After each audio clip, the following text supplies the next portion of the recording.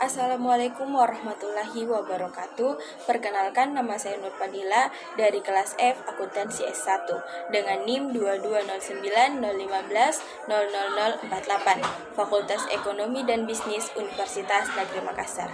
Pada kesempatan kali ini saya akan menjelaskan mengenai pengertian perusahaan dan lingkungan perusahaan. Ada 4 poin penting yang saya akan jelaskan. Yang pertama, pengertian perusahaan. Yang kedua, tempat dan kedudukan perusahaan. Yang ketiga, perusahaan dan lembaga sosial. Dan yang keempat, berbagai macam lingkungan perusahaan dan pengaruhnya. Baik, yang pertama yaitu pengertian perusahaan. Perusahaan adalah tempat di mana terjadinya kegiatan produksi sebuah barang atau jasa. Dalam sebuah perusahaan, semua faktor produksi telah berkumpul, mulai dari tenaga kerja, modal, sumber daya alam, dan kewirausahaan. Istilah perusahaan di dalam bahasa Indonesia mempunyai 3 pengertian yang diadopsi dari bahasa Belanda.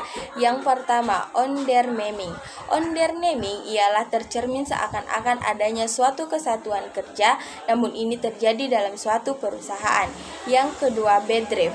Bedrijf jika diterjemahkan dalam bahasa Indonesia artinya perusahaan, yang dimana dalam hal ini tercermin adanya penonjolan pengertian yang bersifat ekonomis, yang bertujuan mendapatkan laba.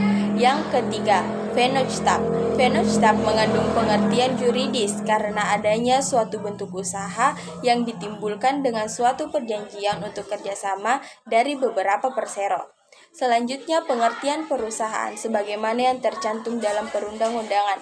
Yang pertama, Pasal 1 huruf B Undang-Undang Nomor 3 Tahun 1992 tentang wajib daftar perusahaan mendefinisikan bahwa perusahaan adalah setiap bentuk usaha yang bersifat tetap dan terus-menerus didirikan, bekerja serta berkedudukan di dalam wilayah Republik Indonesia untuk tujuan memperoleh laba atau keuntungan. Yang kedua, Pasal 1-2 Undang-Undang Nomor 8 Tahun 1997 tentang dokumen perusahaan menyebutkan bahwa perusahaan adalah bentuk usaha yang melakukan kegiatan secara tetap dan terus-menerus dengan tujuan memperoleh keuntungan atau laba, baik yang diselenggarakan oleh perseorangan maupun badan hukum yang didirikan dan berkedudukan di wilayah Republik Indonesia. Sesuatu disebut perusahaan apabila memenuhi unsur di bawah ini. Yang pertama, bentuk usaha. Yang kedua, diselenggarakan oleh perseorangan maupun badan usaha, baik badan hukum maupun bukan. Yang ketiga, melakukan kegiatan secara tetap dan terus-menerus. Yang keempat, bertindak keluar dengan cara memberniagakan barang-barang dan mengadakan perjanjian-perjanjian. Yang kelima, membuat perhitungan tentang laba rugi yang dicatat dalam pembukuan. Dan yang keenam, bertujuan memperoleh keuntungan atau laba. Selanjutnya yaitu tempat dan kedudukan perusahaan. Tempat dan letak perusahaan merupakan salah satu faktor pendukung penting yang dapat menjamin tercapainya tujuan perusahaan. Ketetapan pemilihan tempat dan letak perusahaan akan memberikan bantuan yang sangat berharga, baik dalam kaitannya dengan efisien biaya produksi. Dengan demikian, letak dan tempat perusahaan harus diputuskan dengan hati-hati atas dasar fakta yang lengkap, ditinjau dari aspek ekonomi maupun aspek teknis. Di samping pertimbangan terhadap kebutuhan pada saat pendirian perusahaan, pemilihan letak dan tempat kedudukan perusahaan harus pula mempertimbangkan fleksibilitasnya terhadap kemungkinan rencana produksi di masa yang akan datang. Hal perluasan pabrik, didefinisikan produksi, serta daerah pemasaran hasil produksi, perubahan dan perluasan bahan baku, dan sebagainya. Yang pertama, letak kedudukan perusahaan. Tempat kedudukan perusahaan adalah kantor pusat perusahaan tersebut. Tempat kedudukan perusahaan pada umumnya dipengaruhi faktor kelancaran hubungan dengan lembaga-lembaga lainnya seperti lembaga pemerintah, lembaga keuangan, dan lembaga-lembaga lainnya. Yang kedua, letak perusahaan. Letak perusahaan adalah tempat perusahaan melakukan kegiatan fisik atau pabrik.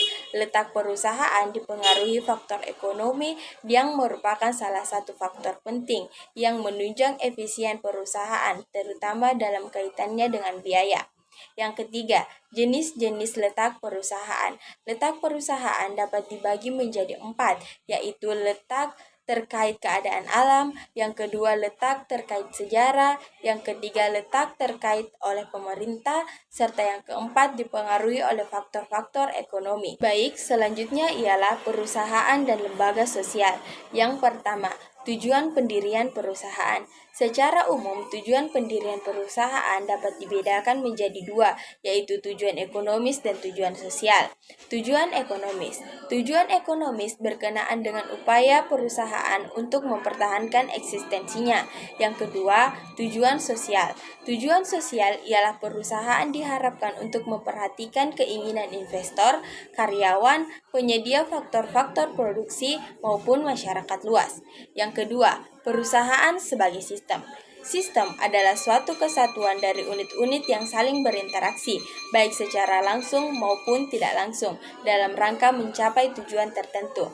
Perusahaan adalah suatu sistem karena merupakan kombinasi dari berbagai sumber ekonomi yang secara langsung atau tidak langsung memengaruhi proses produksi serta distribusi barang dan jasa untuk mencapai tujuan tertentu. Antara lain keuntungan, menentukan kebutuhan masyarakat maupun tanggung jawab sosial. Tanggung jawab sosial perusahaan kepada pihak-pihak yang berkepentingan. Selanjutnya yaitu fungsi-fungsi perusahaan. Dalam mencapai tujuan dikenal dua fungsi perusahaan, yaitu fungsi operasi dan fungsi manajemen. Bila kedua fungsi tersebut dapat berjalan dengan baik, perusahaan akan dapat menjalankan operasinya dengan lancar, terkoordinasi dan terintegrasi dalam rangka mencapai tujuan perusahaan. Yang termasuk dalam fungsi operasi adalah A. Pembeli dan produksi, B. Pemasaran, C. Keuangan, D. Personality, E. Akuntansi, F. Administrasi, G. Teknologi informasi atau komputasi, H. Informasi dan komunikasi, I. Pelayanan umum, dan J. Hukum perundang-undangan dan humas. Yang termasuk dalam fungsi manajemen adalah A. Perencanaan, B. Pengorganisasian, C. Pengarahan, dan D. Pengendalian. Selanjutnya yaitu ciri-ciri perusahaan. Ciri-ciri perusahaan mencerminkan khasnya yang membuat perusahaan bersangkutan mudah dikenali. Pada umumnya, ciri-ciri perusahaan dikenakan dengan variabel-variabel berikut. Yang pertama, operatif, yang kedua, koordinatif, yang ketiga, regular, yang keempat, dinamis, yang kelima, formal, yang keenam, lokasi, dan yang ketujuh, layanan bersyarat. Selanjutnya yaitu lembaga sosial. Lembaga sosial atau dikenal juga sebagai lembaga kemasyarakatan, salah satu jenis lembaga yang mengatur rangkaian tata cara dan produk dalam melakukan hubungan antar manusia saat mereka menjalani kehidupan bermasyarakat dengan tujuan mendapatkan keteraturan hidup. Fungsi lembaga sosial adalah untuk memberikan pedoman kepada anggota masyarakat tentang sikap dalam menghadapi masalah di masyarakat, terutama yang bersangkutan dengan kebutuhan pokok, menjaga keutuhan dari masyarakat sebagai panduan masyarakat dalam mengawasi tingkah laku anggotanya. Selanjutnya yaitu berbagai macam lingkungan perusahaan dan pengaruhnya. Yang pertama, lingkungan eksternal. Lingkungan eksternal perusahaan yang berpengaruh tidak langsung terhadap kegiatan perusahaan. Lingkungan eksternal ini meliputi variabel-variabel di luar orang-orang organisasi yang dapat berupa tekanan umum dari tren di dalam lingkungan sosial ataupun faktor-faktor spesifik yang beroperasi di lingkungan kerja tersebut. Variabel-variabel eksternal ini terbagi menjadi dua, yaitu ancaman dan peluang. Lingkungan eksternal perusahaan dapat dibedakan menjadi yang pertama, A. Lingkungan eksternal makro adalah lingkungan eksternal yang berpengaruh tidak langsung terhadap kegiatan usaha. B. Lingkungan eksternal mikro adalah lingkungan eksternal yang berpengaruh langsung terhadap kegiatan usaha. Yang kedua yaitu lingkungan internal. Lingkungan internal adalah faktor-faktor yang berada dalam kegiatan produksi dan langsung memengaruhi hasil produksi. Yang ketiga yaitu faktor lingkungan.